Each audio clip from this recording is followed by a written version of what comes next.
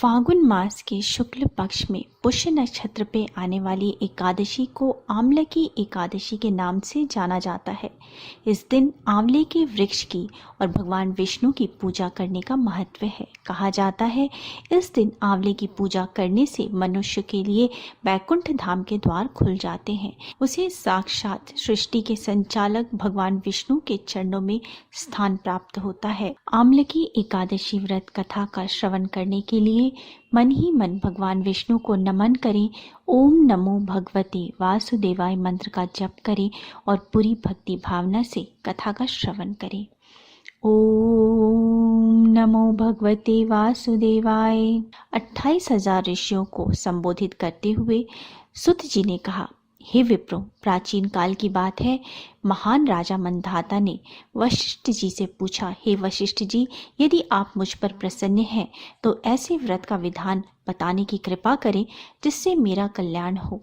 महर्षि वशिष्ठ जी ने कहा, हे राजन, सब व्रतों से उत्तम और अंत में मोक्ष देने वाला आमलकी एकादशी का व्रत है। राजा मंधाता ने कहा, हे ऋषि श्रेष्ठ, इस आमलकी एकादशी के व्रत की उत्पत्ति कैसे हुई? इस व्रत के करने का क्या विधान है? हे वेदों के ज्ञाता, कृपा कर यह सब वृतांत मुझे विस्तार पूर्वक बताइए। महर्षि वशिष्ठ ने कहा, हे राजन, मैं तुम्हारे समक्ष विस्तार से इस व्रत का वृतांत कहता हूँ।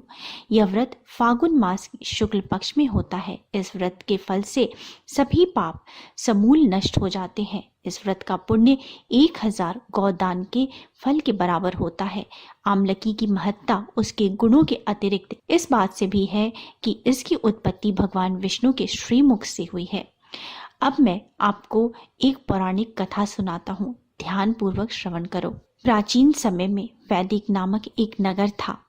उस नगर में ब्राह्मण, वैश्य, क्षत्रिय, शूद्र चारों वर्णों के लोग प्रसन्नता पूर्वक रहते थे। नगर में सदैव वेद ध्वनि गूंजती रहती थी। उस नगर में कोई भी पापी, दुराचारी, नास्तिक आदि न था। उस नगर में चैत्र रथ नाम के चंद्रवंशी राजा राज्य करते थे। वह उच्च कोटि का विद्वान तथा धार्मिक प्रवृत्ति का एक व्यक्ति था।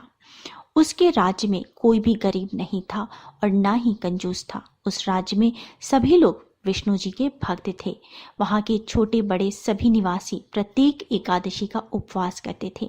एक बार फागुन माह के शुक्ल पक्ष की आमलकी नामक एकादशी आई। उस दिन राजा और प्रत्येक प्रजाजन, वृद्ध से लेकर बालक तक ने आनंद पूर्वक उस एकादशी व्रत का उपवास किया। राजा अपनी प्रजा के साथ मंदिर में आकर कलश स्थापित करके तथा धूप दीप नैवेद्य पंचरत्न शस्त्र आदि से धात्री का पूजन करने लगा। वे सब धात्री की इस प्रकार स्तुति करने लगे, हे धात्री, यह ब्रह्म स्वरूप है। आप ब्रह्मा जी द्वारा उत्पन्न हो और सभी पापों को नष्ट करने वाली हो। आपको नमस्कार है। आप मेरा अर्घ स्वीकार करो। आप श्री रामचंद्र जी के द्वारा सम्मानित हैं। मैं आपसे प्रार्थना करता हूँ, मेरे सभी पापों का हरण करो। उस मंदिर में रात को सभी ने जागरण किया। रात के समय उस जगह एक बहेलिया आया। वह महापापी एवं दुराचारी था।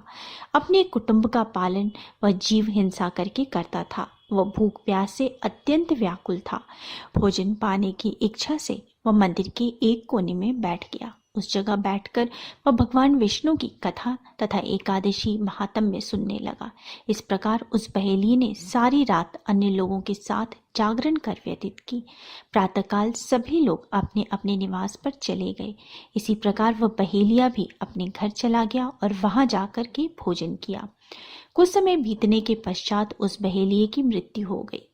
उसने जीव हत्या की थी। इस कारण हालांकि घोर नरक का भागी था, परंतु उस दिन आमलिका एकादशी का व्रत तथा जागरण के प्रभाव से उसने राजा विदुरथ के यहाँ जन्म लिया।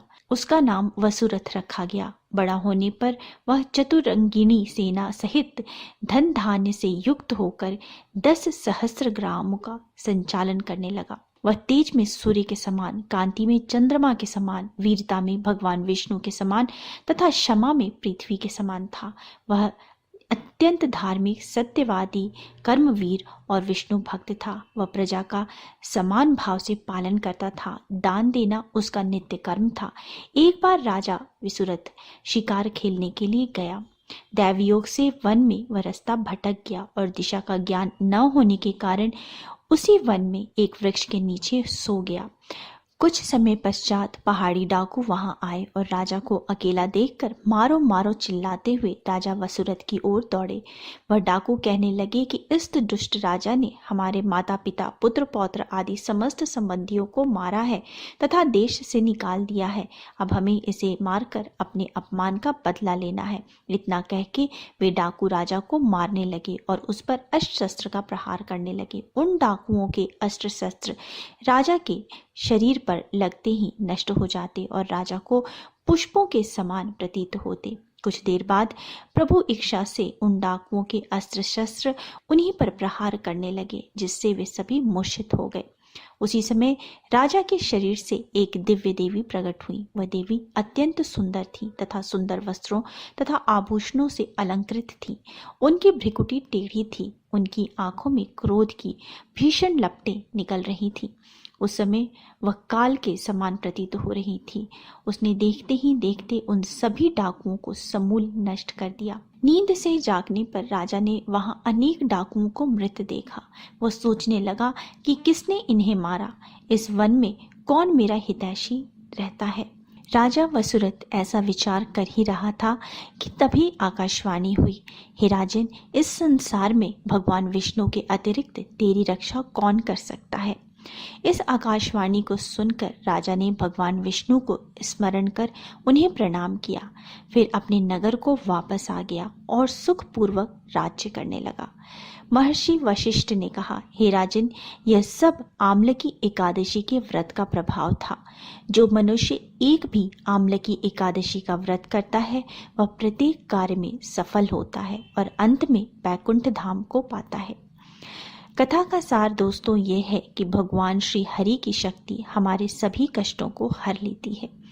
यह मनुष्य की ही नहीं अपितु देवताओं की रक्षा में भी पूर्णतया सक्षम है। इसी शक्ति के बल से भगवान विष्णु ने मधुकैटभ नाम के राक्षसों का संहार किया था। इसी शक्ति से उत्पन्ना एकादशी बनकर मुर नामक असुर का वध करके देवताओं के कष्ट को हर कर उन्हें सुखी किया था। सभी बोलो मिलके भगवान विष्णु की जय। ओम नमो भगवते वासुदेवाय। दोस्तों, इस प्रकार के तमाम ज्ञानवर्धक जानकारियों के लिए आप मेरे चैनल को सब्सक्राइब कर लीजिए। वीडियो अच्छा लगता है तो लाइक कर दीजिए और फैमिली एंड फ्रेंड्स के साथ शेयर कर दीजिए। अब मिलते हैं अगले वीडियो में। तब तक स्वस्थ रहिए, सुरक्षित रहिए और अपना बहुत बहुत ध्यान रखिए। जय माता दी।